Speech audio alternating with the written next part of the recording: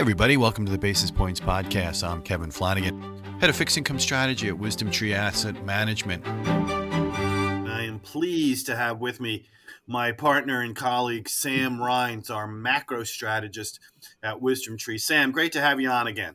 Oh, always a pleasure, Kevin.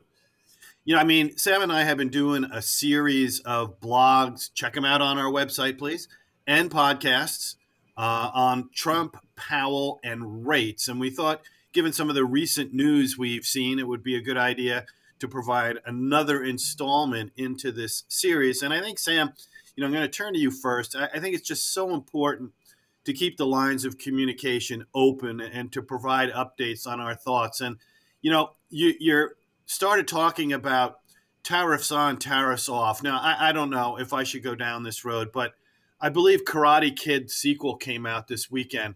And all I could think of was wax on, wax off. I don't know. Am I out of bounds with that? No, you aren't. That was actually what I was trying to kind of get to with those comments. It's very much, tariff on, tariff off. You don't really know what's going to happen next, whether it's country by country, whether it's the steel and aluminum tariffs that were announced Friday in Pennsylvania.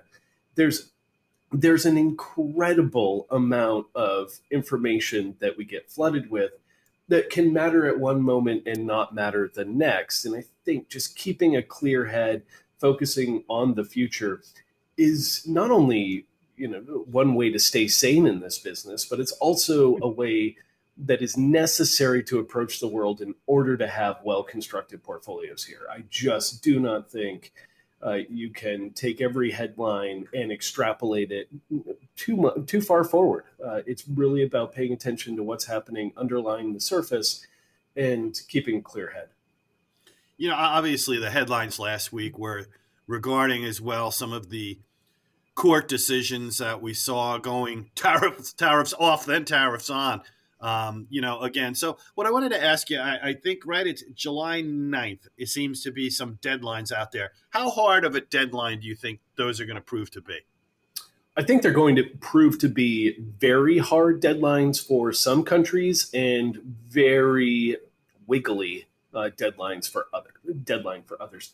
And the reason for that is if you're pretty close to a deal, you're unlikely to get tariffed on July 9th, right? If the EU and US are negotiating 2 or 3 lines of their framework on July 8th and July 9th rolls around, you're just probably not going to see the Trump administration decide that it's necessary to throw tariffs on them.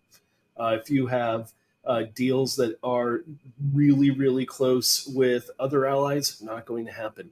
But when it comes to places like China, where you're continuing to hear various headlines from both sides that, an agreement is far away, any agreement that was reached in Switzerland is being violated by one side or the other. It's really that type of rhetoric you want to pay attention to going into July 9th. It's the countries that either aren't coming to the table and aren't negotiating in quote unquote good faith that are going to see July 9th be a real deadline. The others, I would say, it's a rather tentative deadline at best.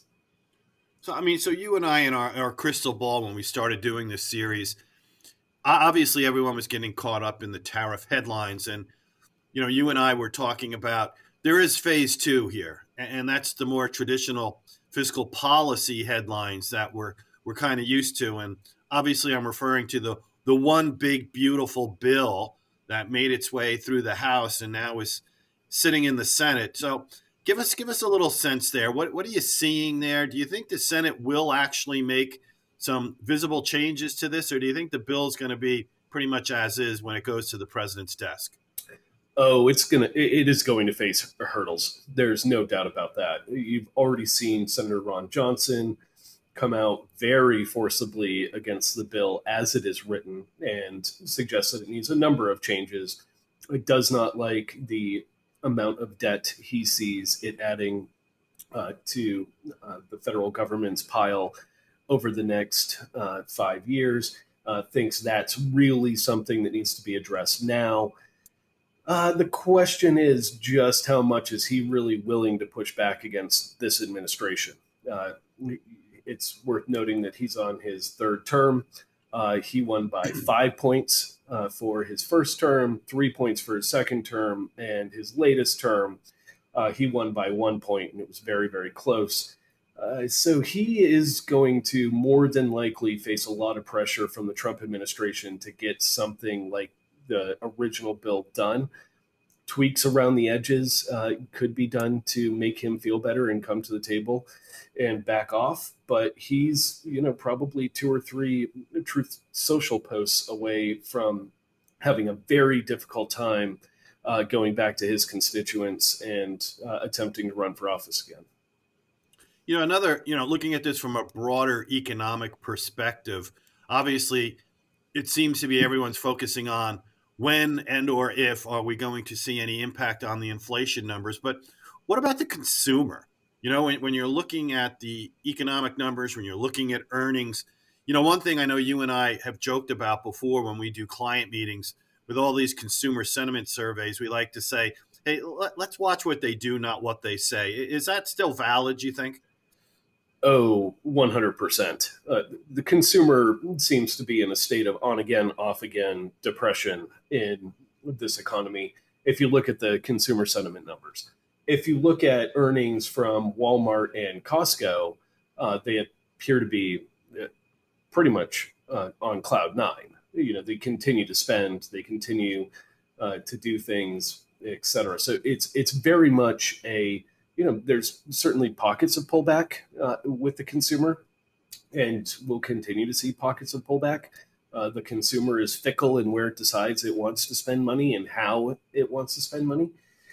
But to be clear, you're simply not seeing it show up meaningfully in a number of these earnings reports. Mm-hmm. I mean, even Abercrombie and Fitch had a decent quarter, and they're predominantly mall-based. They're a predominantly mall-based retailer. So there's a number of things that are going back and forth, but overall the consumer appears to be perfectly fine, seems to be chugging along, and there's going to be places that are difficult for retailers that weren't paying attention pre-tariffs, but overall it's pretty much fine. And the other headline we saw last week, which really I don't know, to use the term fake news or whatever out there, but it was a first in-person meeting between the Fed chairman, Jay Powell, and the president.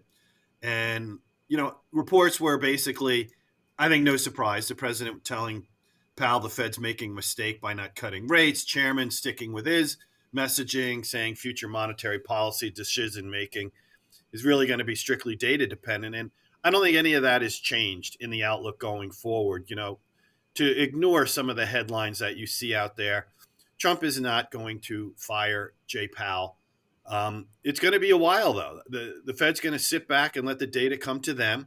Some Fed officials just recently suggesting it may not be till September till they have a good idea as to what potential impacts could see. And once again, the Fed phrasing things as saying, impact on both aspects of their dual mandate, employment and inflation. And, in our opinion, we still think a baseline 1 or 2 rate cuts this year is probably the more reasonable case scenario. And, when you looked at it from a rate perspective in the markets, after a couple of challenging weeks post Moody's, which we already talked about in prior podcasts, please check them out if you haven't already.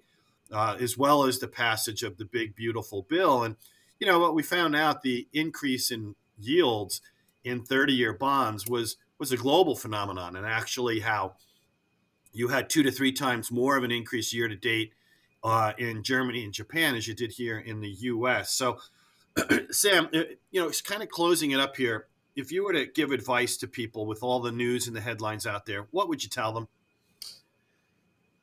Ignore the headlines and focus on the longer term goals. The goals being the administration does want manufacturing back in the United States and does want allies to increase trade with the U.S. That is the end goal. And if you're not an ally, this is going to be a very, very tough administration.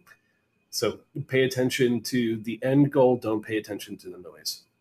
I think that is just sound advice, and I think that's where we should leave it there. Sam, always a pleasure having you on. We'll be continuing to do this installment. I'm sure the headlines will provide plenty of fodder for us to write and talk about. Thanks again, Sam. Always, Kevin. Everybody, have a great rest of the week and be well.